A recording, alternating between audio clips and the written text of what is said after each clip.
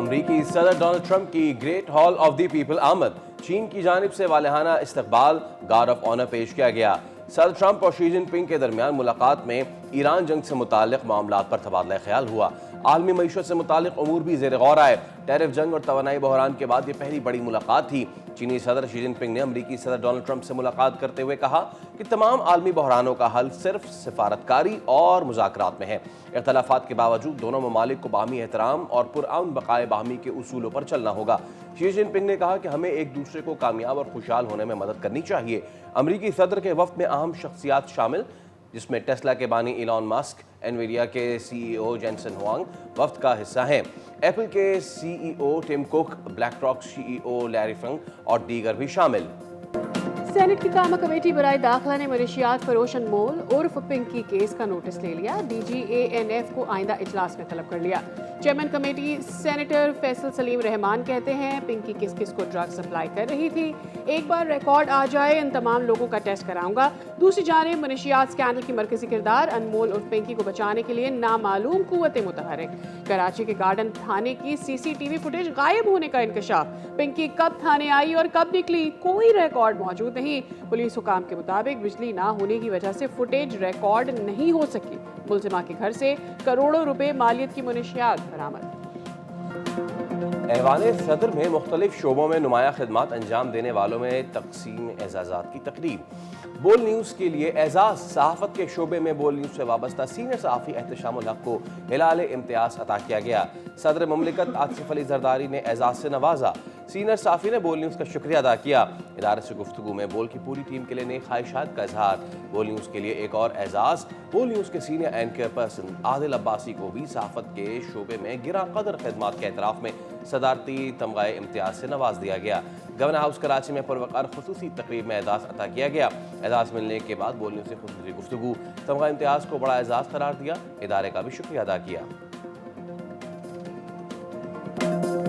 कराची में 3 रोज शदीद गर्मी का इम्कान। दर्जा हरारत 39 डिग्री सेंटीग्रेड तक जाने की पेशगोई। महकमे मौसमियात के मुताबिक शहर में हवा में नमी का तनासुर ज़्यादा रहेगा। गर्मी की शिद्दत मामूल से ज़्यादा महसूस की जाएगी।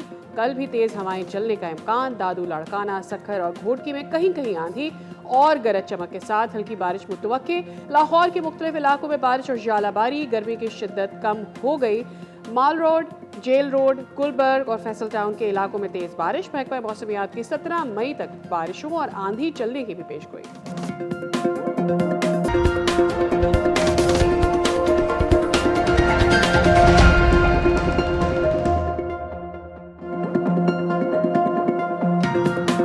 अस्सलामुअलैकुम, खुश आमदीद दुनिया बोल है के साथ। मैं हूं सैयद फैसल करीम और मैं हूं सादिया सैमसन। उम्मीद करते हैं कि आपकी सुबह का आगाज़ अच्छा हुआ होगा और आपकी जैसी सुबह है वैसे ही आपका दिन भी अच्छा गुजरे। दिन तो अच्छा गुजरेगा, लेकिन गर्मी से आपको अपने आप को रखना है कंट्रोल में। ज़रा सेफ रहना है, इंडोर्स रहना है। शहर कायद में अगले 3 रोज़ शदीद गर्मी का इम्कान जाहिर किया जा रहा है। महकमा मौसमियात ने दर्जाए हरारत 39 डिग्री सेंटीग्रेड तक जाने की पेशगोई कर दी है।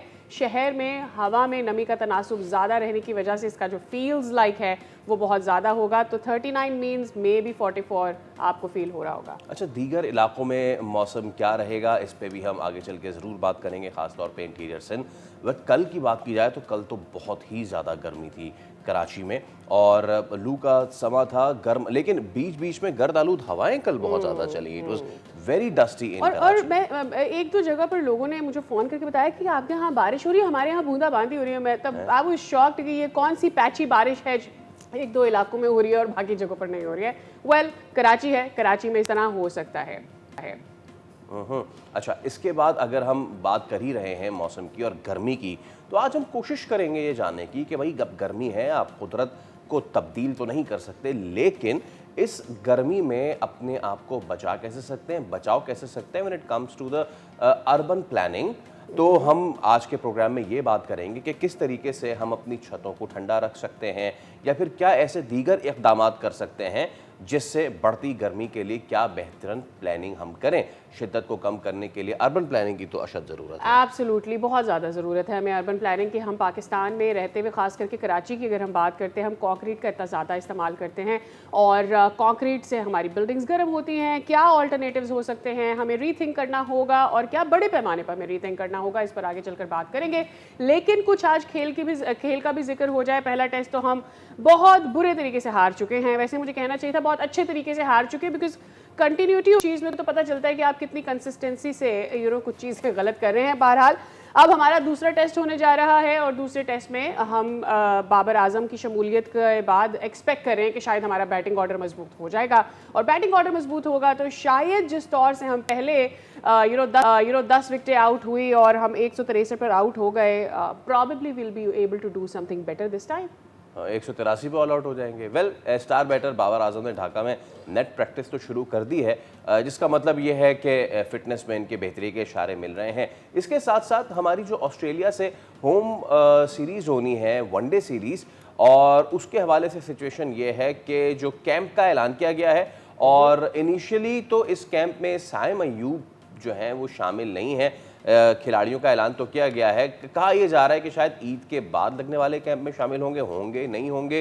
वेल, इसको हम आगे चल के ज़रूर देखेंगे। Now let's move on to our top story, और जो इस वक्त सिचुएशन दैट इज चाइना पहुंचे हैं सदर डोनाल्ड ट्रंप। बीजिंग में अमरीकी सदर डोनाल्ड ट्रंप और चीनी सदर शी जिनपिंग की मुलाकात भी हुई है, और इस मुलाकात ने आलमी सियासत, मईशत और सिफारतकारी के मुस्तकबिल पर दुनिया की नजरें मरकूज कर दी हैं। एब्सोल्युटली, ऐसे वक्त में जब ईरान तनाज़ा, आलमी सप्लाई चेन और तिजारती कशीदगी, जोग्राफियाई सियासी दबाव में इजाफा हो रहा है, चीन और अमेरिका के सदर की बराह रास्त मुलाकात को बहुत सारे एस्पेक्ट से देखा जा रहा है। वो एस्पेक्ट क्या हो सकते हैं, इस पर ज़रा बात कर लेते हैं। हमारे साथ मौजूद होंगी IR एक्सपर्ट डॉक्टर सुदस मुस्तकीम। बात करते हैं उनसे और जानते हैं कि वो इसको किस तरह से देख रही हैं। क्या वाकई ही जो पूरी दुनिया एक्सपेक्ट कर रही है कि कोई breakthrough Iran US war में हो सकता है इस मुलाकात में, क्या वो हो पाएगा या नहीं हो पाएगा। अस्सलाम वालेकुम डॉक्टर साहिबा, बहुत बहुत शुक्रिया आपके वक्त के लिए। It's wonderful to have you on the show one more time. पूरी दुनिया बात कर रही है, चाइना की तरफ सबकी नजरें हैं। चाइना शायद अपना टैरिफ कम करना चाहता है। एक बड़ी तादाद बिलियनियर्स ट्रंप के साथ वहां पर पहुंची है, जिस पर हम बात करेंगे। लेकिन दुनिया ये भी कह रही है कि ठीक है, चाइना अपने टैरिफ को देखना चाहता है, बिजनेस को आगे बढ़ाना चाहता है, लेकिन ईरान US वॉर का क्या। सो ये जो मीडिएशन की बात कर रहा है चाइना कि पाकिस्तान अपना रोल जारी रखे, क्या खुद चाइना कोई रोल प्ले कर सकता है इस मुलाकात में, कोई ब्रेक थ्रू हो सकता है? जी बिल्कुल, जैसे कि हमने जब से ये जंग का आगाज हुआ है, हमने देखा कि इससे बड़ी पेशरफ मैं समझती हूँ कि अभी तक इस 2 महीनों में नहीं हुई है। इससे पहले अगर इस्लामाबाद टॉक्स राउंड 1 था, जिसके बाद जंगबंदी जो है वो अमल में लाई गई थी, तो इस्लामाबाद राउंड 2 के 1 से मैं समझती हूँ ये सबसे बड़ी पेशरफ है जो इस दौरान हुई है। और वैसे तो डोनाल्ड ट्रंप जाने से पहले कह गए थे जनाब ईरान और की जंग के हवाले से कोई बात नहीं होगी, और साथ ही में एक और बयान भी देखे थे, जैसे उनके बदलते हुए बयानात जो है वो 2 महीने से सुनने की आदत है इस दुनिया को। और दोबारा दूसरा उन्होंने कहा जनाब कि शी जिनपिंग साहब से जो है बहुत तफसील से ईरान के मसले पर बात होगी। तो बैक वक्त 2 बात जो करके गए थे, और अगर आपने नोटिस किया एक और जो है वो हल्की सी एक और बात करके गए थे कि अगर जोहरी तनसीबात जो है वो ईरान की अगर चाइना के हवाले कर दी जाए, बड़ा लामौला उन्होंने ये बात इंटेंशनली की या स्किप ऑफ टंग था, बट बहरहाल ये भी क्लू वो दे गए थे। तो 2015 में जो रशिया के हवाले किया गया था जो जोहरी तनसीबात, यू नेवर नो कि अगर वो इस बार चाइना करने के लिए, तो ये तीनों ही कड़ियां हैं। और मैं समझती हूँ कि ईरान के मामले पे तो डेफिनेटली बात होगी, और जिस तरह की खामोश डिप्लोमेसी का सबूत जो है वेरी जैसे चाइना देता आ रहा है, और पाकिस्तान को सालिस का किरदार दिलवाने में as a mediator facilitator China की भी खामोश डिप्लोमेसी उसके पीछे कार फरमा रही है। Thumbs up to China. लेकिन डोनाल्ड ट्रंप जाने से पहले इस बात से भी बखूबी वाकिफ थे, ये जो रशिया चाइना ईरान का ब्लॉक अब बन चुका है, जो सपोर्ट फ्रॉम रशिया और चाइना की ईरान के पार्ट पर रही है, उसमें कोई दो राय नहीं है। उसके बावजूद चाइना जाना मैं समझती हूँ कि बहुत बड़ी पेशरफ्त है। और आपने देखा UN और रात का जो उसको भी वीटो किसने किया था, रशिया और चाइना ने किया था। सो जब ये 2 सुपर पावर्स वीटो की ताकत रखती हैं, तो इनसे बिगाड़ना तो किसी के बस की बात अब रही नहीं है। और कितनी ही 5 साल बाद जो है वो चाइना के हवाले से जंग की बातें कर रही थी, आज वही डोनाल्ड ट्रंप जाकर चाइना का दरवाजा ना तक खटखटा रहे हैं, बल्कि दोस्ती की ऐसी मिसालें कायम की जा रही हैं। अगर आप इनका 2 रोज का प्लान देखें तो ज़ोरानो से शाइयों से लेकर तो उनकी कम्युनिस्ट पार्टी के जो हेडक्वार्टर्स पर जो है वो तस्वीर के साथ मुसाफा करते हुए, मतलब ऐसी-ऐसी बातें हम कभी एक्सपेक्ट भी नहीं कर सकते थे चाइना और अमेरिका के दरमियान। और आपके दोस्त होना बहुत एजाज़ की बात है और इस तरह के बयानात जो डोनाल्ड ट्रंप साहब वहाँ जाकर दे रहे हैं।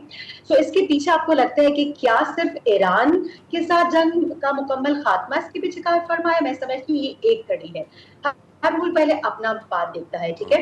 उसका उससे भी बड़ा मफाद कि तजारती हुजूम में इजाफा करना है।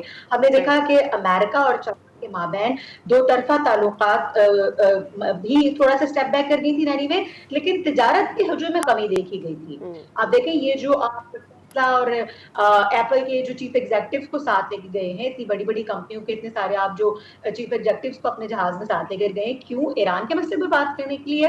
Certainly not. आप चाहते हैं कि इस वक्त अमेरिका को चाहिए अच्छे खासे पैसे, क्योंकि इकोनॉमिकली भी और मिलिटरी वाइज भी अमेरिका जैसे मुल्क का अच्छा खासा हो गया लॉस, ठीक है? अब वो चाहते हैं कि चाइना के साथ तजारती हुजूम में इजाफा किया जाए। 2022 में दोनों ममालिक के दरमियान जो तजारती हुजूम था ये आई गेस 690 अरब डॉलर के लगभग था, और अब गुज़श्ता साल सिर्फ 414 तक जो रह गया, मतलब कहाँ आप 690.4 अरब डॉलर की दोनों ममालिक के दरमियान तजारत हो रही है, और कहाँ सिर्फ 414.7 की हो रही है, और उसमें भी बड़ी गैर मुतवाज़िन किसी बैलेंस रेशो के साथ कि जिसमें 200 अरब डॉलर अमेरिका मंगवा रहा है चाइना से अशिया ना, चाइना तो नहीं मंगवा रहा उसके।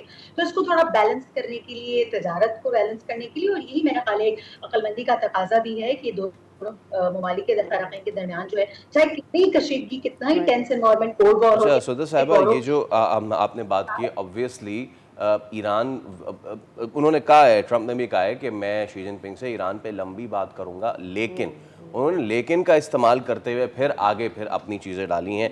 अच्छा, अब इस सारे मामले में अमेरिका तो लेके पहुंचा है, और अमेरिका का क्योंकि 2022 की आपने बात की है, इन दिस 4 ईयर्स सबसे लोएस्ट रहा है बायलैटरल ट्रेड इन दोनों ममालिक का। माय क्वेश्चन इज़ कि अमेरिका चाहता है कि ये सारी चीज़ें हों, चाइना के टेबल पे क्या होगा? आई मीन एक तो टैरिफ्स होंगे ऑब्वियसली, ताइवान होगा, ताइवान एक अकेली सील बना हुआ उनके लिए, तो क्या इस 2-3 रोज़ा मुलाकात में इस बहुत बड़े मसले का हल होता देख रही हैं? और क्योंकि ट्रंप टैरिफ सॉर्ड को ही तो घुमाते फिर रहे हैं ना पूरी दुनिया में, सब पे उन्होंने वही चाबुक चलाया है, तो क्या चाइना पे टैरिफ कम होने जा रहा है? और अगर होता है तो फिर इससे फिर क्या हम मतलब लें? आपके सवाल में काफी हद तक आपका जवाब छुपा है, बिल्कुल ऐसा ही है।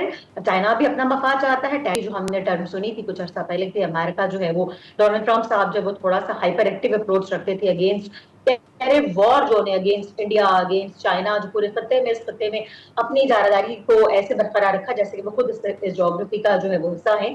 तो टैरिफ की मद में कमी चाइना का बहुत बड़ा मफाद है। सर्टेनली ताइवान, अगर चाइना के लिए फंसा हुआ है तो ऑफ कोर्स वो ताइवान ही, उसके अलावा तो हमने कुछ सालों में नहीं देखा। तो इन दोनों मुल्कों पर बात करना चाइना के मफाद में है। सर्टेनली ईरान के मामले में भी जो चाइना है ईरान को बैकअप सपोर्ट प्रोवाइड करके, जिस तरह पाकिस्तान को उसने की, मार के हक में पाकिस्तान ने शानदार कामयाबी से वो जंग जीती, उसमें बैकएंड सपोर्ट कहीं ना कहीं जो है वो चाइना के भी दिफाई निजाम में आप देखेंगे किस तरह से जो उनका जो चाइनीज जो डिफेंस मैकेनिज्म सिस्टम है उसने पाकिस्तान के लिए कितना मुआविन रहा था। तो अब अगर वो उसके पास जाता है, ईरान के पास जाता है। और उसमें एक और बात कहना चाहूंगी, ये जो रिवर्स इंजीनियरिंग की टर्म हमने इस दौरान सुनी थी, ये 15 के लगभग जो है वो इसराइल और अमेरिका के मिसाइल जो है वो नाकारा बना दिए थे ईरान में, जो गिर गए थे और वो ईरान की रिसर्च लेबोरेटरीज के पास पहुंच गए थे। तो आप देखेंगे ये जो उनकी मिसाइल्स को डिकोड करके रिवर्स इंजीनियरिंग एक बहुत ही खतरनाक बात है। अगर रशिया और चाइना के पास जो है वो ईरान के तवज्जुह से अमेरिका की ये टेक्नोलॉजी पहुंच जाती है मिसाइल की, तो हर लिहाज से अमेरिका के पार्ट पर खदशात बहुत ज्यादा बढ़ गए थे। तो इस दौरे के पीछे ये सारी बात कर पर भाई, लेकिन अभी तो हम सिर्फ दोस्ती दोस्ती दिखेंगे। जनाब आपसे मिलकर बहुत खुशी हुई और बहुत अच्छा रहा। और इस 2 दिन में हम सिर्फ इशाइये ज़ोहराने, तस्वीर और चाय पे दो तरफा मुलाकात, और आप ऐसे ही सुनेंगे। With the passage of time अगले कुछ हफ्तों से महीनों का टेन्योर बताएगा इसके जो पॉजिटिव स्टार्ट थी, ऑफ कोर्स इंशाल्लाह हम देखते हैं। और मैं समझती हूँ कि इंटरनेशनल अरेना में ये बहुत ही खुश आइन इक़दाम है, जहां हम 2 सुपर पावर्स के माबैन जो है वो 2025 के बाद जो है वो जंग की बात सुनते थे एक दौर में, आज से कुछ साल पहले, कि अगर 2 इन सुपर पावर्स के माबैन जंग हो जाती तो दुनिया तो कहाँ जाती। मतलब। और अब अगर इनके दरमियान उसकी मोहब्बत जो है वो मिसालें कायम की जा रही है, तो मैं समझती हूँ डेफिनेटली अच्छी बात है। जंग तो किसी मसले का भी हल नहीं है, और अभी ईरान के मामले में भी कहीं ना कहीं टू सम एक्सटेंट जंग का खतरा मंडला रहा है, चाहे उसका दायरा कार सिर्फ डोनाल्ड ट्रंप की एक बड़ी थ्रेट्स अहम तक भी मौजूद मीटिंग हो हो सकती रही है फॉरेन मिनिस्टर्स की डॉक्टर सुंदर इंडिया में, ब्रिक्स की 14-15 डेट है। फॉरेन मिनिस्टर्स मिलेंगे, चाइना के फॉरेन मिनिस्टर्स में नहीं होंगे, नोइंग के इस वक्त डोनाल्ड ट्रंप साहब वहाँ पर बिजी है और चाइना की पूरी क़यादत वहाँ बिजी है। So what are your expectations, क्योंकि रशिया वहाँ पर भी मौजूद होगा, इंडिया को भी नुकसान हो रहा है, स्ट्रेट ऑफ हॉर्मुज़ बंद है, क्या यहाँ पर भी बातचीत होने जा रही है ईरान वॉर पर? इंडिया अगर उसमें मौजूद है तो ईरान वॉर पर बात रशिया के तवज्जुह से तो होने के इम्कानात है। लेकिन मैं समझती हूँ कि ब्रिक्स के under the umbrella of BRICS, ये जो चाइनीज येन के खतरात दुनिया में मंडला रहे थे, जो पेट्रोल डॉलर की टर्मिनोलॉजी और हेजमनी को कम करके पेट्रोल येन की बात दुनिया में की जा रही थी, मैं समझती हूँ इस पर बात करने के कभी इम्कानात जो है वो इसमें मौजूद हैं। और इसके अलावा मतलब ये कि हमने देखा भी था कि चाइनीज येन की बात जो है वो स्ट्रेट ऑफ हॉर्मज़ के हवाले से की गई थी कि जो भी जहाज गुजरेंगे उसकी तजारत जो है वो येन में होगी। लेकिन अमेरिका के, आप देखिए वहां जाकर ये भी नहीं अमेरिका चाहता कि 1970s में जो है पेट्रोल डॉलर की टर्मिनोलॉजी को दुनिया से मुतारिफ करवाया गया था, वो पेट्रोल येन की जो है वो टर्मिनोलॉजी में बदले। तो ये भी एक ब्रिक्स का जो है वो एजेंडा रहेगा। और जबकि भारत खुद बहुत टैरिफ के मलबे तले दबा रहा है अंडर द थ्रेट अमेरिका, और के रशिया से ऑयल ले या ना ले। अब क्रूड ऑयल खरीदने की इजाजत उसको रॉ ऑयल की रशिया से मिल तो गई थी। अब जाहिर है कि अगर अमेरिका के अपने पास और बाकी ममालिक में जो है वो ऑयल की कमी रह जाएगी, तो डेफिनेटली भारत को रशिया से ही ऑयल खरीदना पड़ेगा।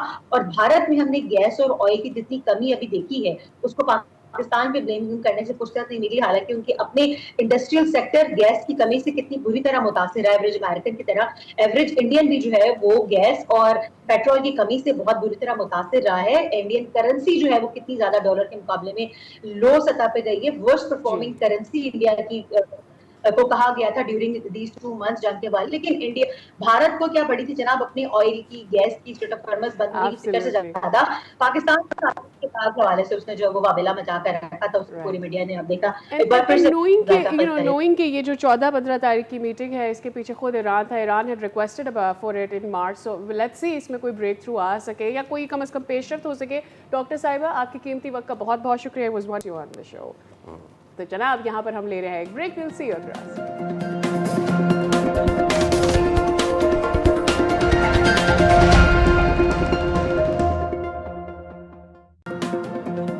Welcome back. हम ये तो बात बहुत ज़्यादा करते हैं कि मौसमियाती तब्दीली की वजह से पाकिस्तान कितना ज़्यादा अफेक्ट हो रहा है, हमारा कार्बन एमिशन नहीं है, उसकी वजह से भी देखें हमें कितना सब कुछ से गुजरना पड़ रहा है।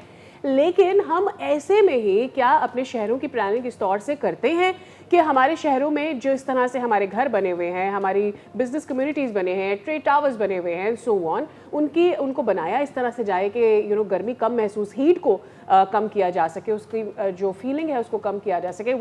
ऐसा नहीं होता। माहिरीन के मुताबिक मौसर जो शहरी मनसूबाबंदी है उसके ज़रिए हीट वेव के जो असरात हैं उसे तकरीबन 40% तक कम किया जा सकता है। बट शर्त यही है कि आप ज़्यादा से ज़्यादा दरख्त लगाएं, ग्रीन बेल्ट्स लेकर आएँ, वाटर बॉडीज़ करें और कूल रूफ्स हों। और साथ ही साथ ये कि जो कंक्रीट का इस्तेमाल बहुत ज़्यादा किया जाता है when we are making the buildings, उसकी भी प्लानिंग होनी चाहिए, उसको भी चेंज करना होगा। तो क्या वो चीज़ें हैं जो हम चेंज कर सकते हैं जिसकी वजह से हम हीट के जो असरात हैं उनको कम कर सकते हैं? शहर कराची की बात की जाए तो यहाँ तो जो हो चुका है वो हो चुका है, जो बन चुका है वो बन चुका है। अब इस स्ट्रक्चर के साथ हम आने वाले 5 सालों में क्या चीज़ें ऐड करें, जैसे कि हम सिंगापुर में देखते हैं कि वो वर्टिकल गार्डनिंग और roof top gardening and all वो इफ़ेक्टिव होती हैं, और क्या हम वो कर भी सकते हैं, और अगर हम कर सकते हैं तो आखिर हम कर क्यों नहीं रहे हैं। हमारे साथ आज मौजूद हैं माहिर शहरी मनसूबाबंदी मोहम्मद तौहीद साहब। अस्सलाम वालेकुम तौहीद साहब, और बहुत शुक्रिया आपके वक्त के लिए। ऑब्वियसली आप भी ये जो गर्मी है उसको महसूस तो कर ही रहे होंगे, जो हिद्दत है बढ़ती जा रही है कराची में बैठ के। हम क्या कुछ कर सकते हैं तौहीद साहब, जब हम छतों की बात करते हैं कि उनको ठंडा करें या फिर इस तरह के इंफ्रास्ट्रक्चर बनाएं, इमीडिएटली कराची में क्या हो सकता है कि हम इसको कुछ कम कर सकें?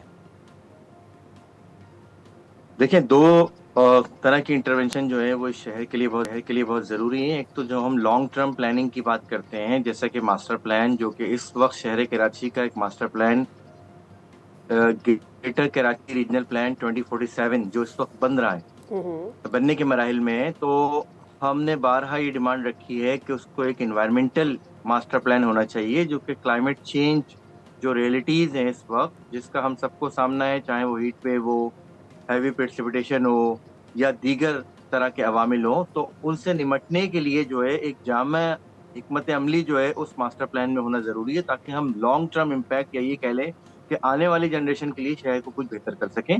पहले स्टेज पर तो ये बात है। अच्छा, दूसरे स्टेज पर कम्युनिटीज अपनी मदद आपके तहत भी बहुत सारे इकदाम कर सकती हैं, जिसमें से हम बारहा जो है वो प्लांटेशन सजेस्ट कर चुके हैं। लेकिन जब हमने कम्युनिटीज से ये बात करते हैं कि प्लांटेशन में उनको सबसे बड़ा चैलेंज क्या है, तो इस शहर में सबसे बड़ा चैलेंज जो है वो है फ्रेश वाटर का, जिसे हम मीठा पानी कहते हैं। वो पानी जो है वो इस शहर में नापैद हो चुका है। तकरीबन अक्सर शहरी इलाके ऐसे हैं जहां पर लोग जो है वो ग्राउंड वाटर पर जो है रिलाई करते हैं, जिसको हम बोर वाटर कहते हैं। और उस बोर वाटर के साथ जो है वो पौधे जो है वो छोटे पौधे कम से कम पनप नहीं पाते, जिसकी वजह से बहुत सारी ऐसी जगहें हमने देखी, कम्युनिटी से बात की कि उन्होंने पौधे लगाए, लेकिन कुछ अरसे बाद वो पानी जो है वो उनको मुहैया ना कर सके, जिसकी वजह से जो है वो पौधे जो है वो पनप नहीं सके। जी। तो एक बुनियादी मसला इस शहर का, जो हमें, जब हम ग्रीनरी की बात तो करते हैं, लेकिन उस ग्रीनरी के साथ में जब पानी को जोड़ा जाता है और हम ये देखते हैं कि पानी हमारे पास इस मिकदार में मौजूद नहीं है या मौजूद ही नहीं है सिरे से कि हम जो है वो पौधों को पानी दे सकें, तो फिर यहाँ आकर ये एक पिछले 3-4 सालों में जो हमने कम्युनिटीज के साथ में मुख्तलिफ तरह की इंगेजमेंट की, अवेयरनेस कैंपेन की, लोगों ने दरख्त लगाए भी, लेकिन वो उनका चैलेंज फिर ये है कि जी हम किस तरह इसको सस्टेन करें, क्योंकि ये सस्टेन करना जो है एक बहुत बड़ा चैलेंज के बहुत तौर पर बड़ा सामने चैलेंज। आया है। तो सही। अगर इदारे जिनकी जिम्मेदारी है कि वो जो है वो पानी की प्रोविजन को जो है शहर में बेहतर बनाएं, तो फिर प्लांटेशन की तरफ हम जा सकते हैं, जिसमें हम कम्युनिटीज को एंगेज करें और उनको कहें कि हाँ जी आप जो है वो अब जो है वो बेहतर करें इस सारे सिलसिले को, तो शायद हम जो है बेहतरी की तरफ जा सके। लेकिन ये पहला स्टेप होगा। इसके राइट। साथ साथ फिर जो दीगर चीजें हैं वो ये कि हम जो है एक इंडस्ट्रियल लेवल पर जो है जो क्लाइमेट प्रो मटेरियल होता है उसको सामने लाएं, और वो जो है वो इस्तेमाल किया जाए हमारे बिल्डिंग इंफ्रास्ट्रक्चर में। तो फिर उससे भी बेहतरी आ सकती है, क्योंकि हम जो कंक्रीट इस्तेमाल कर रहे हैं वो इंतहाई दर्जे की हीट को ट्रैप करता है, जिसकी वजह से जो शहरी दर्जा आ रहा है, जिसे हम अर्बन हीट आइलैंड कहते हैं, वो जो है वो सामने आता है। राइट। अच्छा, एक तो ये कि कंक्रीट नहीं तो फिर क्या, ये ज़रूर बताइएगा। दूसरा ये कि इससे पहले जो भले से छोटे घर होते थे लेकिन उसमें क्रॉस वेंटिलेशन का होता था, भले से वो वेस्ट ओपन हो या ना हो, लेकिन क्रॉस वेंटिलेशन के ज़रूर निज़ाम होता था, थोड़ी सी डक पीछे रख दी जाती थी ताकि हवा आए। अब ये कॉन्सेप्ट भी ख़त्म हो रहा है, हमें उसे भी तो री इंट्रोड्यूस करवाने की ज़रूरत है। देखें, पहली बुनियादी बात तो यह है कि दुनिया भर में इस वक्त जो है वो होलो ब्लॉक्स का कॉन्सेप्ट मौजूद है। ठीक है ना, ओके। बहुत बुनियादी सी बात है कि होलो ब्लॉक्स का कॉन्सेप्ट मौजूद है, और वो इतना शदीद महंगा भी नहीं है। अगर हम क्योंकि क्लाइमेट प्रो मटेरियल की बात करते हैं, तो जाहिर सी बात है हमारे यहाँ अभी तक उसकी इंडस्ट्री स्टेब्लिश नहीं हुई। जब भी किसी भी मटेरियल की इंडस्ट्री मौजूद ना हो तो वो कस्टमाइज वे में तो हमेशा महंगा पड़ता है। जी। तो अगर होलो ब्लॉक की इंडस्ट्री मौजूद हो, इस तरह जो सीमेंट की जगह दीगर मटेरियल इस्तेमाल हो रहे हैं, या सीमेंट को जो है वो फर्दर इन्हांस करके इस अंदाज में बनाया जा रहा है कि वो जो है वो क्लाइमेट के साथ जो जो यहाँ का दर्जा हरारत जिस तरह बढ़ता जा रहा है उसके साथ वो बेहतर हो। इसकी सादा सी मिसाल लें कि आप जब जो है कराची से बाहर जो है वो दीगर सिंध के अजला में जाते हैं, तो वहां पर हमें जो है वो ईंटें नजर आती हैं। उस लाल ईंट जिसे आमतौर पर कहा जाता है, उस ईंट का जो हीट ट्रैपिंग मैकेनिज्म है और हम जो ब्रिक्स इस्तेमाल कर रहे हैं, ब्लॉक इस्तेमाल कर रहे हैं, उसका ट्रैपिंग मैकेनिज्म है, उसमें बहुत ज्यादा फर्क है। तो बात वो ये है कि हमें एक तो गवर्नमेंट लेवल पर जो है वो पूरे मटेरियल को शिफ्ट करने के हवाले से जो इंडस्ट्रियलिस्ट है उनको ऑन बोर्ड लेना होगा। ओके। वो एक मैसिव स्केल पर, लेकिन वो सिर्फ गवर्नमेंट कर सकती है, वो कम्युनिटीज ये चीज नहीं कर सकती। ताही साहब, एक चीज़ मैं आपसे ज़रूर बात करना चाहूँगा कराची को लेके, जहाँ पे हाई राइजेस हैं, जहाँ पे सिर्फ पानी नहीं, ज़मीन की भी किल्लत होती जा रही है। मतलब कि हमारी प्रायोरिटी नहीं है ना ग्रीन स्पेस बनाना, हमारी प्रायोरिटी है फ्लैट्स, अपार्टमेंट्स, हाई राइजेस बनाना। अब इस सारे मामले में इस चीज़ को रखते हुए हम इन स्ट्रक्चर्स पे क्या कर सकते हैं? क्या हम इनके रूफटॉप को ग्रीन कर सकते हैं, जैसे कि सिंगापुर की मिसाल है, और क्या वो मॉडल यहाँ पे कामयाब होगा with the scarcity of water? देखें, फिर मैं कहूँगा कि यहाँ पर कोई भी मॉडल प्लांटेशन का और ग्रीन रूफ का या कह लें वर्टिकल ग्रीनिंग का जो बिल्डिंग के साथ होती है, ठीक है ना, या टेरेस गार्डनिंग का कामयाब नहीं हो सकता जब तक वाटर प्रोविजन को बेहतर ना बनाया जाए। अच्छा, वाटर प्रोविजन को बेहतर बनाना कोई रॉकेट साइंस नहीं है। अगर हम ये कहें कि जो पानी इस शहर में बारिश का पानी जो एक बहुत बड़ा डिजास्टर जो है वो क्रिएट करता है, उसको हम सेव करके उसको क्यों नहीं यूटिलाइज करते जी। कि उसको हम यूटिलाइज करें। सिंगापुर की आपने मिसाल दी, सिंगापुर में तो एक सिंगल ड्रॉप ऑफ वाटर जो है वो भी जाया करना जो है वो समझ लें एक तरह गुनाह समझा जाता है। वहां तो जो प्राइवेट बिल्डिंग्स हो चाहे गवर्नमेंट बिल्डिंग हो, वहां पे रेन हार्वेस्टिंग का एक निजाम है कि उस छत पर जो गिरने वाला बारिश का तमाम पानी जो है या तो वो जो है कहीं ना कहीं किसी टैंक में जमा हो रहा है या फिर वो ग्राउंड वाटर को रिचार्ज कर रहा है और ग्राउंड वाटर की क्वालिटी बेहतर हो रही है। तो हमें रेन वाटर हार्वेस्टिंग पे तो जाना होगा। रेन वाटर हार्वेस्टिंग पे जाए बगैर और पानी के निज़ाम को बेहतर किए बगैर कि पानी की फरहमी जो है वो एक यकसा मरबूत हो और तमाम शहर को जो है वो पानी मैसर आ सके, और उसके बाद फिर हम जो है वो ग्रीनिंग की बात करेंगे तो हो सकता है। वरना इस कॉस्ट पर या कह लें इस जो सिनेरियो है वो कि पानी की लोगों के पास पीने का पानी नहीं है, सुबह लोग निकलते हैं तो वो सही है। अपने लिए पानी अरेंज करके फिर उसके बाद अपनी जो जॉब है दीगर जगहों पर जाते हैं। इसी तरीके से शाम में जब वापस आते हैं तो अगर पानी मौजूद नहीं है तो वो फिर निकल जाते हैं, नसीहत क्योंकि वो हुआ। पानी खरीदना जो है वो उस अंदाज में पीने का पानी जो है बॉटल वाटर जो है वो अफोर्ड नहीं कर सकते। ठीक है, तो बहुत शुक्रिया हमें पहले जी। इस शहर के वाटर के सिस्टम को बेहतर करना होगा, ओके। फिर हम जो है वो ग्रीनिंग की तरफ जा सकते हैं। लेकिन ऑलराइट। हुकूमती जो इकदाम हैं वो इससे हट कर हैं, जिसमें मैंने बिल्डिंग मटेरियल दीगर चीजों की बात। बहुत शुक्रिया तौहीद साहब, वंडरफुल और बहुत ही इंसाइट के साथ बात करना। अब बात यह है कि कराची में बारिश हो तो कराची के बारिश को हम पानी को हम सेव कर लें। क्या ग्रे वाटर से कुछ हो सकता है या नहीं, इस पर कभी और बात करेंगे। यहाँ पे वक्त हो गया ब्रेक का। See you after this break.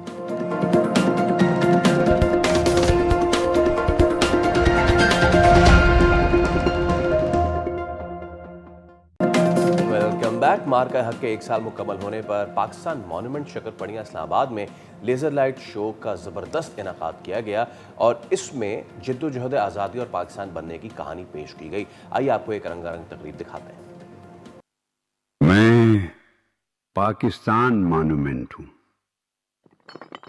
पत्थर से तराशा गया मगर एहसास से धड़कता हुआ। लोग कहते हैं मैं 2007 में तामीर हुआ, ये बात तो दुरुस्त है, मगर मेरी रूह ने उन काफिलों के साथ भी सफ़र किया है जो 1947 में अपना सब कुछ छोड़कर इस वतन की तरफ दीवाना वार बढ़ रहे थे।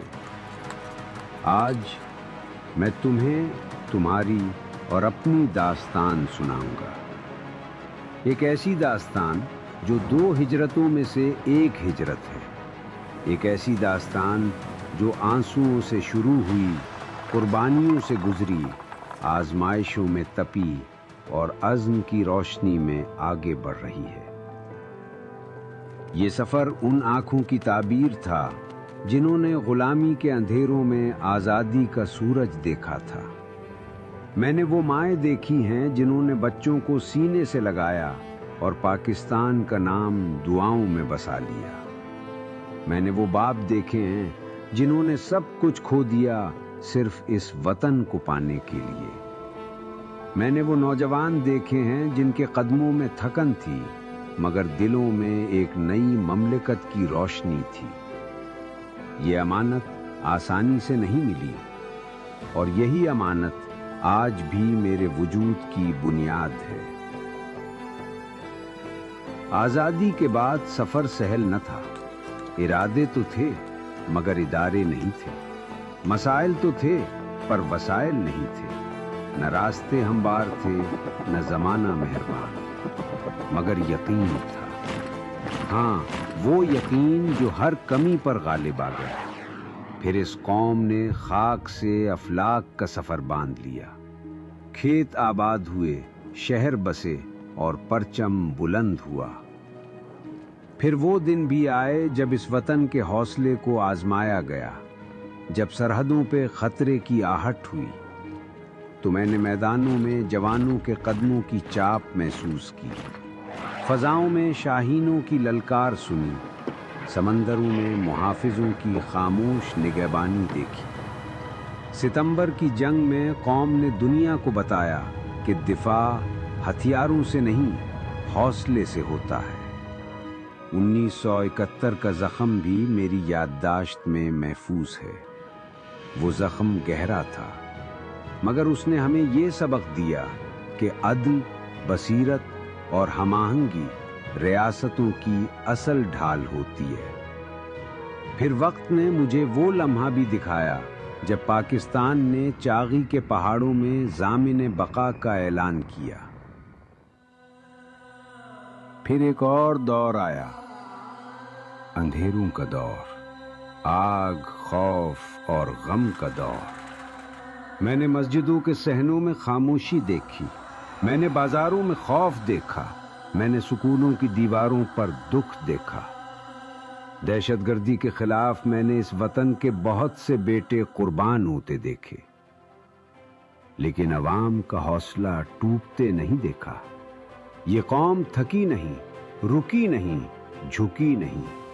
उसने अपने जख्मों को परचम में लपेटा, अपने शुहदा को दुआ में बसाया, अपने गाजियों को फख्र का उन्वान बनाया और अपने बच्चों को फिर से स्कूल भेजा।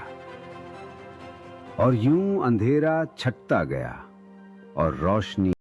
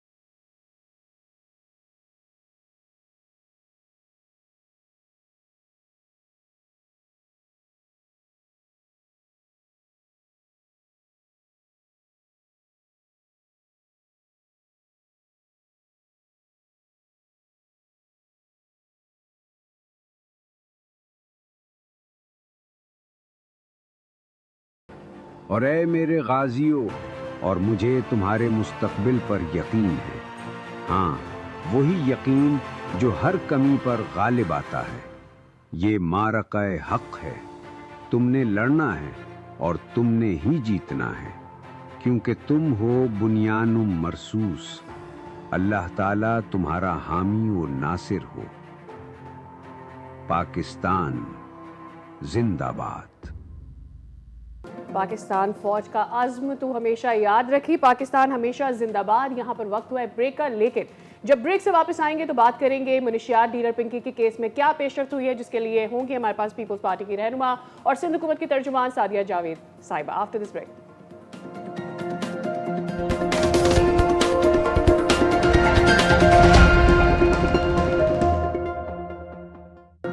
Welcome back. और अब हम उस टॉपिक पर बात करने जा रहे हैं जिसमें मेरे ख्याल में कराची नहीं, पूरे पाकिस्तान में हर कोई बात कर रहा है, यानी कराची में ड्रग डीलर अनमोल उर्फ पिंकी के हवाले से तहलका खेज इंकशाफात सामने आए हैं। और अब हर कोई ये बात कर रहा है कि ये खातून कितने अरसे से इस नेटवर्क को चला रही थी, इनके पीछे कौन कौन है, जब इनकी गिरफ्तारी हुई, जिस तौर से इनको पेश किया गया, क्या कोई ऐसा इन्फ्लुएंस है। फिर हमने देखा कि एक सीसीटीवी फुटेज गायब हो गई है। So there are lot of questions कि क्या ये वाकई कानून की गिरफ्त में आने वाली खातून के पूरे नेटवर्क को ख़त्म किया भी जा सकता है या नहीं, और किस तरह से इसको हुकूमत आगे लेकर चलेगी पूरे केस सिंध को। हुकूमत पिछले 1 से 2 सालों से इस पर बहुत वोकल है, खासतौर पर शर्जील इनाम मेमन इस पर बहुत गुफ्तगू कर चुके हैं और अब ये चीज़ सामने आई है और एक पकड़ी गई है, फिर दूसरी भी शायद पकड़ी गई हैं। तो इस सब पे हम ज़रा बात कर लेते हैं। आज हमारे साथ मौजूद हैं तर्जुमान सिंध हुकूमत सादिया जावेद साहिबा। अस्सलाम वालेकुम सादिया साहिबा, सबसे Good पहले morning, तो ma'am. बहुत शुक्रिया, thank you so much for coming to the studios. Sadia साहिबा, क्या अपडेट्स हैं इस पे? सवाल मेरा ये है कि हम अभी तस्करा किया हमने, शर्जील साहब इस पे 2 साल से गुफ्तगू कर रहे थे, स्कूल्स के हवाले से वो गुफ्तगू कर रहे थे कि कहाँ पे ये चीज़ें हो रही हैं एंड ऑल, फिर टेस्टिंग की बात की, सब कुछ हुआ। यानी कि हुकूमत को पता था 2 सालों से कि ये चीज़ इस तरह से है। तो हमें इतनी देर लगी, क्या वाकई देर लगी, क्यों लगी, क्या मामला है सारा, ये बताइए। Thank you very much. Pleasure. पहले तो for inviting me early morning to your set. देखिए, सिंध वो वाहिद सूबा है जिसकी असेंबली में जी। करारदाद हुई थी और उस पर डिबेट हुई थी and we will all after it. Sindh की जो होम कमेटी है, स्टैंडिंग कमेटी है, जिसकी चेयरपर्सन मैडम फरियाल तालपुर है, वो पिछले 2 साल से जब भी 5 या 6 मीटिंग्स हो चुकी हैं और जब भी पुलिस आई है तो उनका फर्स्ट क्वेश्चन ही ऑन ड्रग्स था and we were on it, we were working on it. लेकिन जाहिर सी बात है, कोई एक ऐसा कैच आता है ना, जैसे अब ये अनमोल वाला के मतलब इतना बड़ा उसका ड्रग में गिरफ्तारियां हो रही थी, छोटे डीलर्स भी पकड़े जा रहे थे। हमारी असेंबली से तो यहाँ तक आवाज़ आई कि स्कूल्स, यूनिवर्सिटीज़, मेरे एजुकेशन इंस्टीट्यूट में डोप टेस्टिंग गवर्नमेंट कराए, and which I think it is a very good thing to be done, क्योंकि बाज़ टाइम पेरेंट्स को भी नहीं पता होता। अब जब ये अनमोल वाला देखें, सबसे पहली बात तो ये कि गवर्नमेंट ने, सिंध गवर्नमेंट ने जिस तरह उसको पेश किया गया, it is not at all acceptable. इसीलिए फौरी तौर पर होम मिनिस्टर साहब खुद भी वो टीवी पे आ गए और उन्होंने आईजीपी को ऑर्डर किया। It was not inquiry, he ordered IGP कि जी फौरी तौर पर जो पुलिस एहलकार चाहे वो किसी भी पोजीशन पे है उसको सज़ा दी जाए। और ये काबिल कबूल नहीं। देखिए, पुलिस का रवैया, लोग उसको कर रहे हैं बहुत। एक टीवी पे उस पर बात हो रही कि जी शीमा किरमानी साहिबा, शीमा किरमानी काबिल एहतराम, लेकिन देखिए शीमा किरमानी का भी जब ये इंसिडेंट हुआ, सिंध असेंबली का सेशन चल रहा था, जैसे ही होम मिनिस्टर साहब को इत्तला दी गई कि इस तरह हुआ है, उन्होंने फ़ौरन कहा कि उन सबको रिहा किया जाए जो भी लोग गिरफ्तार हुए, और उसी वक्त पुलिस के खिलाफ एक्शन हुआ। That's great ma'am. तो ma'am, sorry to cut you, we have limited time, हम कोशिश करेंगे कि इसको क्रिस्प रखें ताकि सारे जो हमारे सवालात हैं वो हम उसको एड्रेस करवा सकें आपसे। शीमा किरमानी साहिबा का एक केस था, that's one part of it. दोनों केसेस में जो रिलेटेबिलिटी है वो पुलिस के रोल की है। अब शीमा किरमानी साहिबा को कभी और डिस्कस करेंगे। इस केस में सीसीटीवी फुटेज गायब हो जाता है, जिस तरह से वो अभी जो खबर आ रही है, एक तो अगर नहीं है ऐसा तो प्लीज़ कंफर्म कर दीजिएगा। दूसरा ये कि वो खातून जिस तरह से एंटर हो रही हैं, वो ऐसे लग रहा है कि पुलिस ऑफिसर्स उनको सर्व कर रहे हैं, एंड मे बी ऐसा नहीं था, but looks like, right? Constantly उससे यही बात सामने आ रही है कि इसके पीछे कोई इन्फ्लुएंस है, कुछ लोग हैं जिसको बचाने की कोशिश कर रहे हैं, और फिर लोगों को डर ये होता है कि आपने एक खातून को, ऐसी खातून को पकड़ लिया, ये छूट तो नहीं जाएगी, भाग तो नहीं जाएगी, कोई बचा तो नहीं लेगा। देखिए, वो बिल्कुल आपकी बात सही है, क्योंकि ड्रग में बहुत पैसे हैं, and she was doing this business for last 10-11 years, तो उसके पास पैसों की तो कमी नहीं होगी। ज़रूरी नहीं है कि कोई बहुत बड़ा इन्फ्लुएंसर, छोटे लोग भी पैसों के, देखें ना, लाहौर पंजाब में वो जब गिरफ़्तार हुई है तो जो अमाउंट आ रहा है, जो उसने पुलिस वाले को दे के, और फिर उसी पुलिस वाले से शादी भी की है, बड़े मज़े की बात है, उस पुलिस वाले को वो अमाउंट दे के, एंड शी गेट ऑफ, उस कोर्ट जाना ही नहीं पड़ा, कोर्ट से वो हुआ ही नहीं कुछ, उसको मतलब रिमांड ही नहीं पेश हुआ, and she was off. So how are we going to assure कि ये बच के ना जाए? देखिए, क्योंकि जो लास्ट हमने होम कमेटी की मीटिंग की थी, Sindh government no tolerance on drugs, आपने ख़ुद भी इस बात को कहा कि सीनियर मिनिस्टर शर्जील इनाम मेमन साहब और इससे ज़्यादा मैडम फरियाल तालपुर साहिबा, no tolerance on drugs. Peoples Party की सिंध हुकूमत और पीपल्स पार्टी की आला क़यादत दोनों इस बात पर एक हैं कि नो टॉलरेंस ऑन ड्रग्स। इसके जो भी फैसिलिटेटर्स हैं, इसके जो भी कनेक्टिविटीज़ हैं, इसको कहाँ से सप्लाईज, जाहिर सी बात है क्योंकि कराची में या लाहौर में तो ग्रो होती नहीं है, ये तो सब चीज़ें कहीं बाहर से ही आ रही है ना, बॉर्डरिंग कंट्रीज जो हैं वहीं से सप्लाईज आ रही हैं। उन सबको थरली, क्योंकि इसको इन्वेस्टिगेट किया जाएगा, इसके टेलीफोन्स, इसके जो भी कनेक्शंस हैं उनको थरली जो है इन्वेस्टिगेट किया जाएगा। इसीलिए सिंध गवर्नमेंट कंसिडर कर रही है कि जी JIT बने, she should be thoroughly investigate, और फिर जो लोग हैं ऐसे जो इसको सपोर्ट कर रहे हैं उनको, उनके खिलाफ कार्रवाई हो, क्योंकि we want no drugs in Sindh. Absolutely. जब आप JIT की बात करती हैं तो JIT is the way to go, क्योंकि JIT में मुख्तलिफ इदारों के रिप्रेजेंटेटिव्स होंगे। नाउ इत्तलात ये भी है कि इससे पहले भी गिरफ्तार हो चुकी हैं ये, और जिस इदारे ने गिरफ्तार किया है उस इदारे को जिसको कहते हैं ना कि हस्बे ज़ायक़ा, किसी को 30 किसी को 50 लाख इस तरह से करके, विच अगेन मीन्स के जुर्म एक चीज़ है, लेकिन अगर वो पेनिट्रेट हो जाए हमारे निज़ाम में तो ये हमारे निज़ाम का जो फ्लॉ है। ये तो मैंने बड़ी बात कर दी। छोटी बात यह है कि अभी जो FIR जो हुई है, जो मुकदमा हुआ है लोअर कोर्ट में, हमारे जो ये केसेस आते हैं मनशियात के, उसकी कन्विक्शन रेट इसलिए कम है क्योंकि प्रोसिक्यूशन कमज़ोर होती है। अब इसमें भी एक एड्रेस डाला गया, वो एड्रेस पता नहीं किसका था, वहाँ पे पुलिस पहुंची तो वहाँ खातून ऑलरेडी कह रही थी कि अब मेरी तो बदनामी हो गई है, 15 साल से ठीक है। पुलिस कहती है कि किस तरह जेल में आई और कैसे गई, उसकी CCTV फुटेज इसलिए नहीं है क्योंकि थाने में बिजली नहीं थी।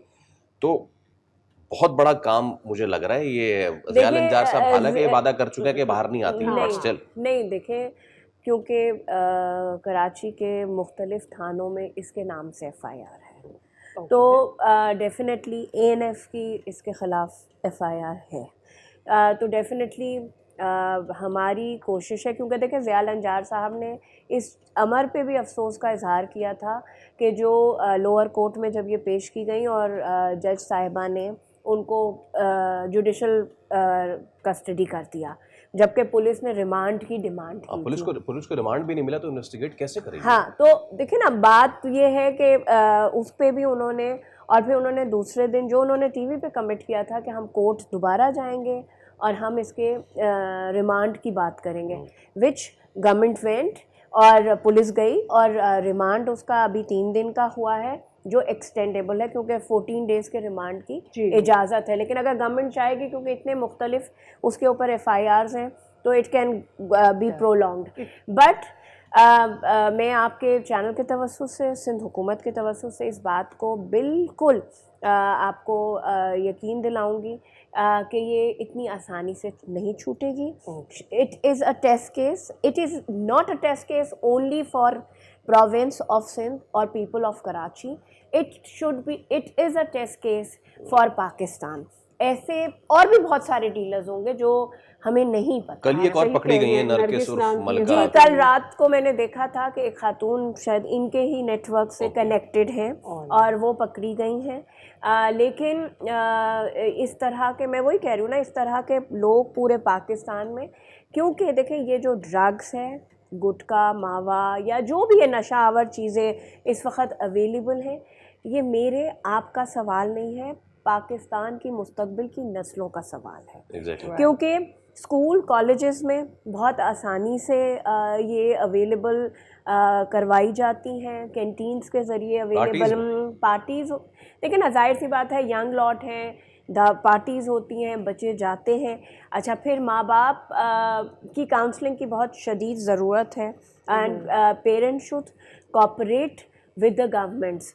क्योंकि अगर वो कोऑपरेट नहीं करेंगे, उनको तो अंदाज़ा ही नहीं होता कि, क्योंकि हैबिचुअली बच्चों में चेंजेस आते हैं। व्हेन यू स्टार्ट इट, आप कुछ होते हैं, व्हेन जब वो लिमिट्स क्रॉस हो जाती हैं, तो फिर जब पेरेंट्स को पता चलता है तो हादसात होते हैं। तो मुझे लगता है कि parents need counselling, society need to stand up, institutions need to put their part, everybody will have to, but obviously government का बड़ा एक रोल आ जाता है। मैम, आप मौजूद हैं, हम आपको कराची के मामलात पर बात किए बगैर we are not going to, but we are going to keep it little short. क्या लग रहा है अभी, कुछ दिन पहले हमारे साथ मौजूद थी तहसीन साहिबा भी, और उनसे भी हमने ये सवाल किया कि ख़ास करके that part of the city जहाँ पर हम कराची यूनिवर्सिटी है, मुनव्वर Red line. चौरंगी है, Munawwar Chowrangi. Is it a red line? Yes. या red line as Yeah, yeah, well. हाँ, तो ये सारे मामलात हैं. What are we expecting this year end from Peoples Party? देखिए, रेड लाइन की वजह से, देखिए पहली बात मैं हमेशा ये कहती हूँ कि कोई भी गवर्नमेंट अपने ऊपर इतने इल्ज़ामात, इतनी बातें नहीं लेती जितनी हमने ली because of the delay in red line project. और वो उसकी वजूहात बहुत सारी हैं. अगर मैं गई डिबेट में तो it is a long debate, right. But इस वक्त जब बहुत ज़्यादा लोगों को तकलीफ़ थी, हमें अंदाज़ा था, हम कॉन्ट्रैक्टर से मुसलसल इस पे बात कर रहे थे कि प्लीज़ इसको वर्केबल बना दो, मूवेबल बना दो, ताकि लोग ट्रैक पे काम करो. लेफ़्ट राइट जो उसके मिक्स रोड हैं उसको प्लीज़ हमारे लिए वो कर दो. तो अब वो जब नहीं माना तो ऑब्वियसली हमें कॉन्ट्रैक्ट कैंसिल करना, एक टाइम होता है ना हर चीज़ के लिए, वो कॉन्ट्रैक्ट हमें कैंसिल करना पड़ा. मैं उस रेड लाइन पे बात ही नहीं करी क्योंकि वो इट इज़ अ सब जुडिस इशू. बट आप देख रहे हैं कि चीफ मिनिस्टर मुराद अली शाह साहब हर वीक में 2 दफ़ा ही is visiting. And Munawwar Chowrangi या मुनव्वर अंडरपास मेरा ख्याल से उन्होंने कहा है कि 1 महीने के अंदर खोला जाए. बाकी जो ये मिक्स रोड है रेड लाइन के लेफ़्ट और राइट वाला, इसके लिए उन्होंने 90 डेज़ कमिट किया है FWO ने. And we are expecting the work is going with the full speed कि लोगों को रिलीफ मिल सके. जो उसकी साइड लेन्स हैं, ट्रैक पे काम हो इस वक्त मैं कहूँगी क्योंकि कोर्ट में मामला गया है, काम रुका है, लेकिन लेफ़्ट और राइट अगर उसके जो मिक्स लेन्स हैं अगर वो सही हो जाएंगे. बाकी कराची की डेवलपमेंट देखिए, पाकिस्तान पीपल्स पार्टी ने कराची में बहुत बड़े पैमाने पे डेवलपमेंट कराई हैं. बहुत सारे नए ब्रिजेस, बहुत सारे नए मंसूबे जो हैं, प्रोग्राम. इंशाल्लाह बकरीद से पहले आपके तो बहुत करीब से शाहराह भुट्टो का 3rd फेज़ ओपन होगा. और वो बहुत बड़ा गेम चेंजर होगा इस शहर के लिए. ऑल्टरनेटिव रूट है for heavy traffic. Federal government से हम बात कर रहे हैं कि लियारी एक्सप्रेस वे को अगर स्ट्रेंथन किया जाए, क्योंकि उस पर हेवी ट्रैफिक मूव नहीं कर सकता. अगर उसको स्ट्रेंथन किया जाए, उसको वो सिंध गवर्नमेंट तैयार है कि हम उसको स्ट्रेंथन करें, तो उसको भी जो है हेवी ट्रैफिक के लिए ऑल्टरनेट, तो जो शहर में हेवी ट्रैफिक शेरशाह से होते हुए नाज़ावाद से निकलता जी, है, जी वो वहाँ से डायरेक्ट सुपर हाईवे M9 को टच कर जाए, उससे जो शहर में हैवी ट्रैफिक का लोड है वो ख़त्म हो सकता है. तो पीपल्स पार्टी इज़ वर्किंग इंशाल्लाह. शाहराह भुट्टो के फ़ेज़ 1 जो यहाँ से उसको पोर्ट से कनेक्ट करना है, इंशाल्लाह उसकी भी बहुत जल्द ग्राउंड ब्रेकिंग होगी एंड वो काम भी मुकम्मल होगा. तो आई एम सीइंग के Karachi is changing until this year end. जी. उसकी कंप्लीटेशन में तो टाइम लगेगा, लेकिन ग्राउंड ब्रेकिंग होगी. टारगेट रखे जाएंगे कि जल्द अज जल्द. लेकिन जो लोग ये कहते हैं, देखिए Karachi is a port city. मैं हमेशा ये बात करती हूँ, कराची की आबादी को पाकिस्तान के किसी शहर से कंपेयर नहीं किया जा सकता. जो हम कराची की आबादी को बहुत सारे मुल्कों से भी कंपेयर नहीं किया जा सकता. जस्ट वन लास्ट थिंग, हमने देखा वज़ीर आला सिंध जो है वो भी एक 2 मरतबा on the ground, the whole force is now on the ground. तो इसके पीछे क्या वजह है, क्या मतलब, मैं on a lighter note, Is it the people's criticism? या फिर फेडरल तरमीम आने वाली है? What is it about? No, it is just the people's party wants to do something. नहीं, देखिए पाकिस्तान पीपल्स पार्टी अवाम के वोट से आती है. जाहिर सी बात है कि इतनी अवामी तनकीद कोई पॉलिटिकल पार्टी, मैंने ये बात पहले कही, कोई पॉलिटिकल पार्टी एक्सेप्ट नहीं करती. 1 साल है, लोकल गवर्नमेंट का इलेक्शन है. जाहिर सी बात है पीपल्स पार्टी की लीडरशिप को ये रियलाइजेशन है कि अगर इस तरह लोगों को परेशानी होगी तो डेफिनेटली अगला इलेक्शन, अगला लोकल गवर्नमेंट का इलेक्शन कोई भी पॉलिटिकल पार्टी इस सूरत हाल में नहीं लड़ सकती. Karachi is definitely the capital of Sindh and we are the rulers of this province. तो हमारी ज़िम्मेदारी बनती है कोई तरमीम जो तरमीम फेडरल गवर्नमेंट को करनी है, जाहिर सी बात है अगर कंसेंसस होगा तो वो होगा, कोई प्रेशर नहीं है, ये हमारी अपने लोगों के साथ कमिटमेंट है। हाँ बिल्कुल डिलेज हैं और उस कोशिश की जा रही है कि वो जो डिलेज हैं उनको बेहतर किया जा सके।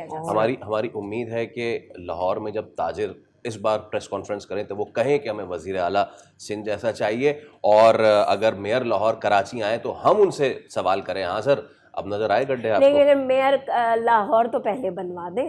हाँ अरे वाह, 15 साल हो 15 गए। साल अगर वहां से कोई रिप्रेजेंटेटिव आए तो हम उसको क्योंकि कहें। देखिए, इसमें कोई तनकीद की बात नहीं है, जो वहाँ की चीफ मिनिस्टर साहिबा काम करती हैं कचरे के बारे में, रोडों के बारे में, बहुत अच्छी बात है, बहुत अच्छी बात है, लेकिन ये काम चीफ मिनिस्टर का नहीं होता, ये लोकल गवर्नमेंट्स का होता है, ये मेयर्स का होता है। चलें, All right. काम Thank हो you तो। so much, ma'am, for your time. It was wonderful to have you and welcome you on the show.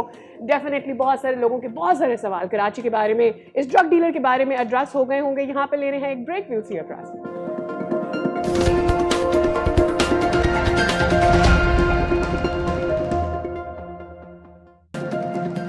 There is a moment of immense pride कि जब आपको आपकी खिदमात के एतराफ़ में उसको एक्नॉलेज किया जाए, और वो भी ऐसा कि आपको हुकूमत का आला तरीन अवार्ड मिले। ऐवान सदर में मुख्तलिफ़ शोबों में नुमाया खिदमात अंजाम देने वालों में एजाज़ात तकसीम किए गए। इसमें बोल न्यूज़ को भी खुसूसी एजाज़ हासिल हुआ, और हमारे चैनल से वाबस्ता 2 शख्सियात के लिए हिलाल इम्तियाज़ और तमगा इम्तियाज़ अवार्ड किया गया, और सीनियर सहाफ़ी एहतशामुल हक साहब को बोल न्यूज़ से जो वाबस्ता हैं उन्हें हिलाल इम्तियाज़ अता किया गया है। ये एजाज़ सदर मुमलिकत आसिफ अली ज़रदारी ने दिया। इसके अलावा Adil Abbasi senior anchor person, उनको भी तमगा जो है वो अता किया गया है। एहतशाम साहब को जो तमगा मिला है उस पर हम उनसे बात भी करेंगे। पहले आपको एक छोटी सी रिपोर्ट दिखाते हैं। बोल न्यूज़ के लिए पुरवकार एहसास। बोल न्यूज़ के सीनियर तज्ज़ियाकार एहतशामुल हक को सदर मुमलिकत आसिफ अली सरदारी की जानिब से हिलाल इम्तियाज़ के एजाज़ से नवाज दिया गया। जनाब एहतशामुल हक एक मंजे हुए सहाफ़ी हैं। आप मुतअद्दिद कौमी और बैनुल-अक़वामी प्रिंट और इलेक्ट्रॉनिक नेटवर्क्स के साथ काम कर चुके हैं। एहतशामुल हक का कहना है कि वो इस तमगे के लिए अपने इंतखाब को एजाज़ समझते हैं। एहतशामुल हक ने पंजाब यूनिवर्सिटी से पॉलिटिकल साइंस में मास्टर्स की डिग्री हासिल की। उन्होंने सन 1979 में अंग्रेज़ी अखबार से अपना सहाफ़ती सफ़र शुरू किया था। उन्होंने कई मायानास टीवी चैनल्स में खिदमात सरअंजाम दी। एहतशामुल हक ने शुमाली अमरीका, यूरोप, एशिया और अफ्रीका के बैनुल-अक़वामी फोरम्स पर पाकिस्तान के मीडिया की नुमाइंदगी भी की है। उनकी आलमी शोहरत खलीज टाइम्स और BBC के हवाले से भी रही है। उन्होंने कई इंटरनेशनल अवार्ड्स भी हासिल किए। और अब वक्त है कि हम बात करें एहतशाम साहब से। एहतशामुल हक साहब, बहुत बहुत शुक्रिया आपके वक्त के लिए, और सर बहुत बहुत मुबारक हो। हम ये मोमेंट आप कितनी दफ़ा विटनेस कर चुके होंगे, हम कई लोगों की अनाउंसमेंट कर चुके हैं, लेकिन I am curious to know how was this moment जब आप अपना तमगा लेने के लिए सदर साहब के सामने आए। जी सादिया फैसल, बहुत बहुत शुक्रिया आप लोगों का। लेकिन ये जहाँ मुझे खुशी होती है या I feel little proud about it, तो मुझे एट द सेम टाइम जिस वो चैनल से मैं वाबस्ता हूँ, मुझे ये भी खुशी होती है कि बोल आज पूरी दुनिया में जिस तरह देखा जाता है। बाय द वे, मैं आपको बताऊं सादिया, जब मैं पहली दफ़ा बोल टीवी पे प्रोग्राम लाइव 7 बजे कर रहा था, तो during the show I started receiving call from America और लंदन, और ये उन्होंने मुझे कहा जी हैव यू जॉइन बोल। तो I was so happy, so dilated. मैंने कहा इससे पहले भी मुख्तलिफ चैनल में रहे हैं, लेकिन इतनी तेज़ी के साथ किसी ने लोगों ने देख के मुझे कॉल नहीं किया। तो ये उस लिहाज से मैं समझता हूँ कि बोल का अदारा जो है आने के बाद मुझे बहुत खुशी होती है यहाँ काम करने। बड़ा इंडिपेंडेंट माहौल है, बहुत दोस्ताना माहौल है, सारे लोग बहुत मेहनती काम करते हैं। आपका शो सारी दुनिया में देखा जाता है। I must say it is second to none. तो ये सारा कुछ देख के तो खुशी होती है, ज़ाहिर है बच्चे, पेरेंट्स, घर वाले सब खुश होते हैं। तो उस लिहाज से तो ये अचीवमेंट है, इसमें कोई शक नहीं है। और कल वहाँ पे लोगों से मुलाकातें भी हुई। आपने देखा प्रेसिडेंट साहब ने गालिबन 1 मिनट के लिए मुझे रोक के मुझसे बातें भी की, और एक जुमला में बता देता हूँ, उन्होंने मुझे कहा, क्योंकि जानते हैं मुझे पुराना, मुझे कहते हैं एहतशाम शुक्र है तुम्हारा भी किसी को ख्याल आया। तो मैं हंस पड़ा इस बात पे। तो फिर मैंने उनको याद कराया एक बात जिस पे बड़े हैरान हुए।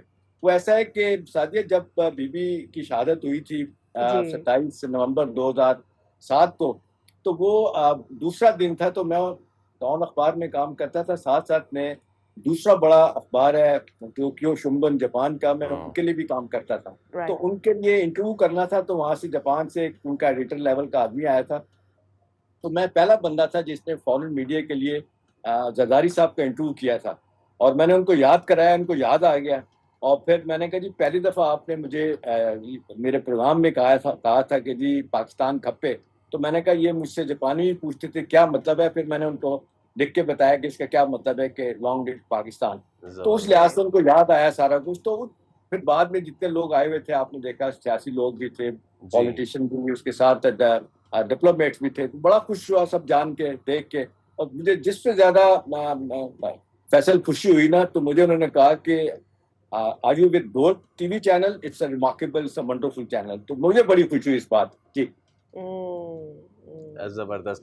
एहतशाम साहब, वैसे तो आप हमेशा कहते हुए जाते हैं मैं ब्रेकिंग न्यूज़ देता हुआ जा रहा हूँ आपको, ये वाली तो आपने हमें नहीं दी थी। मेरे ख्याल से आप ये सोच रहे थे कि अगर आप ये हमें पहले बता देंगे तो हम इस्लामाबाद पहुंच जाएंगे दावत खाने। खैर वो तो हम अभी पे पहुंच जाएंगे, वो मसला नहीं है। एहतशाम साहब, ये जो पिछला एक साल रहा है, लाइक हम we were together, we have witnessed कि सबसे पहले सीज फायर की खबर हो, डोनाल्ड ट्रंप वाला मामला हो, यू वर देयर, जहाज़ गिरने वाली खबरें हो, यू वर देयर। ये पूरा सिलसिला, ये सफ़र कैसा रहा आपका सहाफ़ती career? Obviously it's a long long career, very vast. क्या कुछ नहीं देखा आपने, लेकिन क्या आप समझते हैं कि ये जो चीज़ें थी, ये हॉलमार्क रहा है करियर का आपके, या फिर कुछ और चीज़ें भी थी जिसको आप हाईलाइट करना चाहेंगे? देखिए फैसल, इसमें कोई शक नहीं है कि बुनियादी तौर पे इसमें यही है कि जिस प्रोफेशन में आप रहते हैं, इसमें अगर आपका पैशन ना हो तो मज़ा नहीं आता। मैं आपको बताऊं, मेरे 5 बच्चे हैं। मैं अक्सर आपने देखा है कि लोग अपने बच्चों को, एक आध बच्चे को जरूर प्रोफेशन का हिस्सा बनाते हैं। मैंने कभी अपने बच्चों को ये नहीं कहा कि आप इस प्रोफेशन में आए, लेकिन एक बात जरूर कही कि यहाँ अगर आना है तो नौकरी के लिए नहीं आना, ये सोच के आना है कि आपने बहुत आगे जाना है और बड़ी डिस्टिंग्विश हैसियत से आपने काम करना है। सिर्फ नौकरी करके आपने कहा कि जी एक पैसे कमाने हैं, तो मैंने कहा ये उसके लिए ठीक नहीं होगा। तो कोई भी नहीं आया। और बेटी जी, वो उसने मास्टर किया, बल्कि कर रही थी, उसकी शादी हो गई। वो आना चाहती थी, लेकिन खैर वो एक तरफ हो गई शादी के बाद। तो इसमें फैसल और सादिया बुनियादी चीज है कि वो कहते हैं once a reporter is always reporter. मैं कितना भी सीनियर हो जाऊं, जो हर वक्त ये ख्याल होता है कि दुनिया के किसी हिस्से में क्या हो रहा है मुझे पता होना चाहिए। मैं सादिया ये नहीं चाहता कि मुझसे आप सवाल करें कोई और मैं आगे से कहूँ कि मुझे नहीं पता। मेरे लिए ये बड़ा शर्मिंदगी का लम्हा होता है। तो लिहाजा मैं हमेशा तैयार रहता हूँ पढ़ना लिखना, लोगों से राब्ते में क्या हो रहा है, किससे बात करनी है, कर चुके हैं, एक्सपीरियंस कर चुके हैं, you were always ready and very well informed. एक चीज, आज पाकिस्तान की सहाफत जहां खड़ी है, इसे बहुत सारी मनाजिल तय करनी है। One thing that you would want कि ये पाकिस्तान में सहाफत की वो मनाजिल हैं जो मैं देखना चाहता हूं कि पाकिस्तानी सहाफत तय करे। देखिए सादिया, इसमें कोई शक नहीं है कि इससे लॉन्ग वे टू गो। हम ये नहीं कह सकते कि हमने सहाफत की दुनिया में, पाकिस्तान ने दुनिया में बहुत आगे चला गया है, या हम ये कहें कि बहुत ही जिसको कहते हैं खूबसूरत सूरत हाल। लेकिन डिस्पाइट दैट फैक्ट कि ये सारी चीज़ें कमजोरियां भी हैं, लेकिन मैं जब देखता हूँ और मुल्कों को देखता हूँ, तो आप यकीन करें, दानोदाई से बताऊँ, जितनी सादिया सहाफत में पाकिस्तान में आज़ादी है, किसी को इतनी आज़ादी किसी मुल्क में नहीं है। ये सो कॉल्ड डेमोक्रेसी जो आपके पड़ोस में हिंदुस्तान में है, देख लें किस तरह मीडिया कॉम्प्रोमाइज हो गया है। मोदी मीडिया सारा कॉर्पोरेट सेक्टर को दे दिया गया, वही अंबानी और बड़े बड़े लोग जो है ना वो उसको चला रहे हैं मीडिया को। तो वहाँ भी ये खत्म हो गई है, हमारे यहाँ अभी भी है। हाँ, ये है फर्क है कि जो प्रिंट मीडिया में ज्यादा वक्त गुजरा है, तकरीबन 20-25 साल से मैं इलेक्ट्रॉनिक मीडिया में हूँ, वहाँ पे चीजें देर पा होती हैं, वहाँ पे सवालात जवाब होते हैं, एडिटोरियल कंटेंट जिसको कहते हैं, कंटेंट को बड़ी अच्छी तरह देखा जाता है। यहाँ पे भी हमने देखा है, जहाँ पे तो अच्छे अदारे हैं, मुझे कहने में कोई वो नहीं कि हमारे अदारों में बहुत सारी चीजें देखी जाती हैं। हमारे बोल टीवी में आप देख लें कि हमें जितनी कहना चाहिए आज़ादी है, शायद किसी को भी नहीं है। हम जो कहना चाहते हैं कह देते हैं। हमने खुद अपने तौर पे फैसला किया है कि कोई नेशनल इंटरेस्ट की कोई चीज़ है कि क्या बात कहनी और क्या बात नहीं कहनी, तो ये हम खुद अपना ख्याल रखते हैं। हमें तो कभी सोफिया बीवी ने, समीर साहब ने नहीं कहा ये करें वो करें, तो ये एक बहुत बड़ी फ्रीडम है मेरा ख्याल है, हम जो एंजॉय कर रहे हैं। राइट, एहतशाम साहब, हमारी पूरी टीम की तरफ से, मॉर्निंग शो की टीम की तरफ से हम आपको एक बार फिर मुबारकबाद देना चाहते हैं। और जो दावत वाला जो सवाल है वो मैं आपको ऐसे गोल नहीं करने दूंगा, और वो हम बस आप ये लिख के रख लें और आपने बस आगे मुझे पर्सनल में मैसेज कर देना है कि कब हो रही है। Done any time done. ये बात है, ये है असल breaking news. Thank you so much Ehtesham ul Haq साहब, हमारे साथ आप मौजूद हैं। आपको फ्यूचर एंडीवर्स के लिए भी बहुत बहुत जनाब best of luck. Well with that हम एक मुख्तसर सा वक्फा ले रहे हैं, फौरन हाजिर होंगे। Stay with us.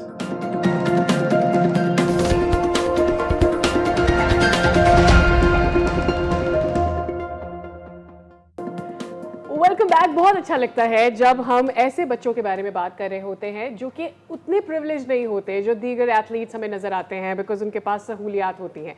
और जब ये बच्चे आलमी मंजरनामे पे जाकर पाकिस्तान का नाम रोशन करते हैं विद लिमिटेड रिसोर्सेज, बहुत बड़ा हौसला, तो फिर बहुत हमारे लिए, पूरे पाकिस्तान के लिए, खुद इन बच्चों के लिए बहुत ही हौसला अफजा बात है। हम बात कर रहे हैं स्ट्रीट चिल्ड्रन वर्ल्ड कप की, जो कि इस वक्त जारी है। और स्ट्रीट चाइल्ड वर्ल्ड कप 2026 में कौमी टीम ने शानदार आगाज तो किया ही। वेल्स को हराया इन्होंने, मैक्सिको को 5-0 से हराया, इंडोनेशिया को 2-0 से हराया।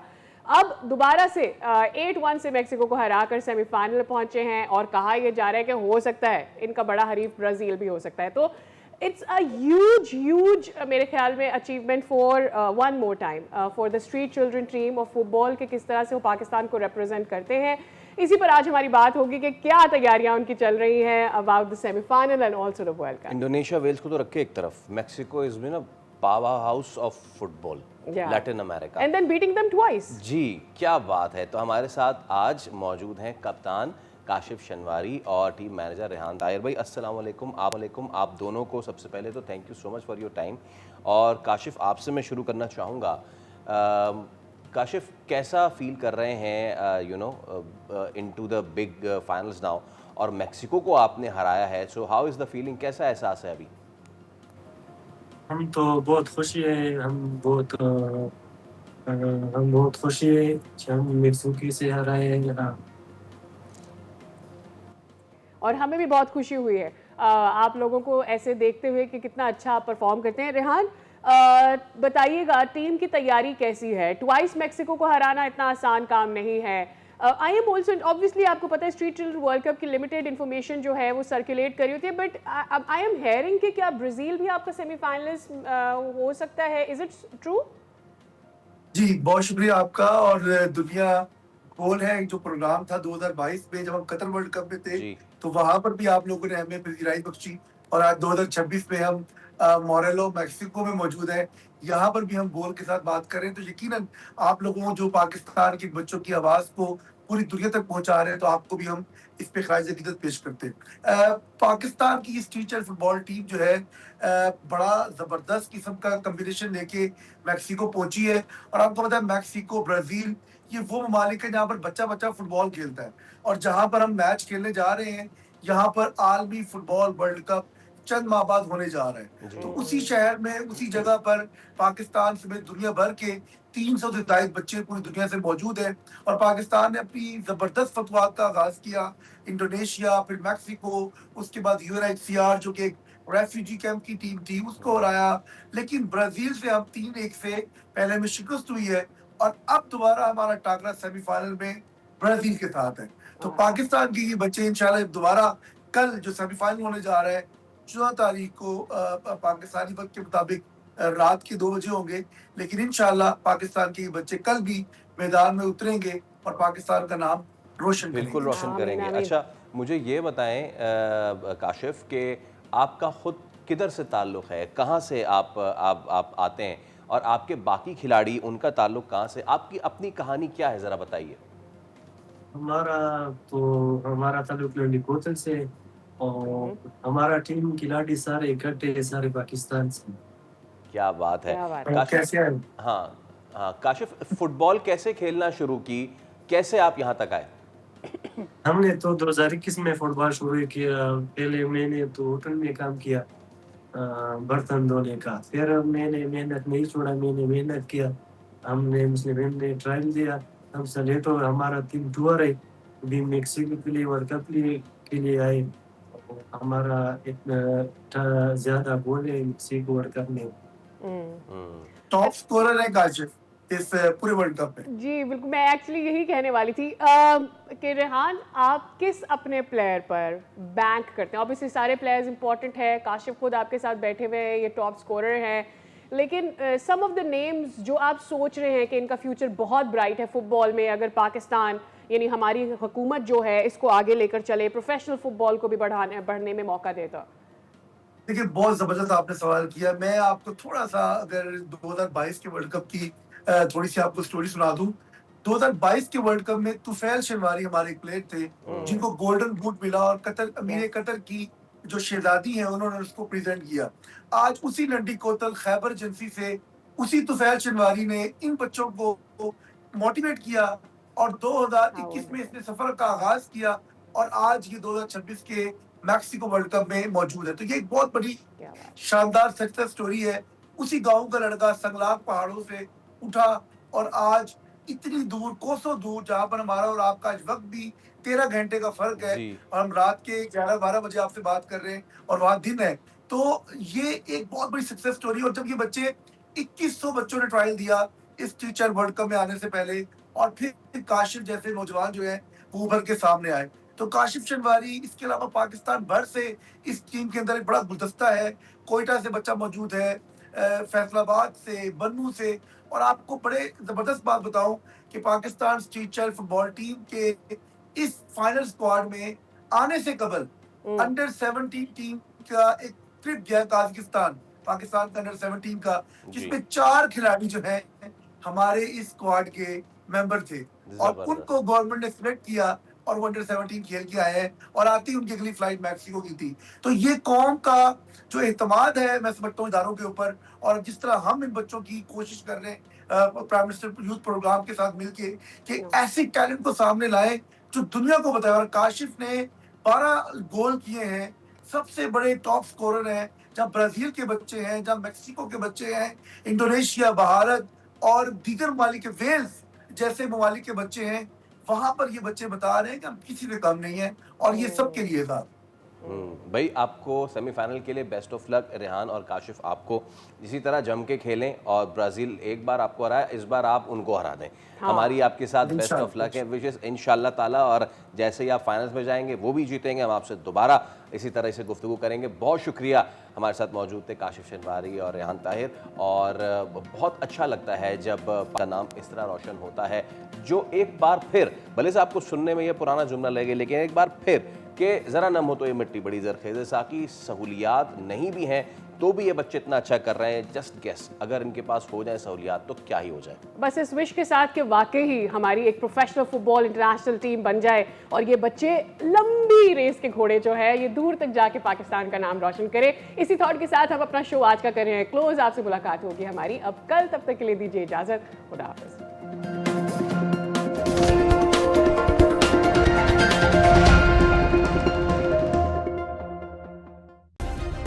सब्सक्राइब करें और बेल दबाएं ताकि कोई खबर रह न जाए।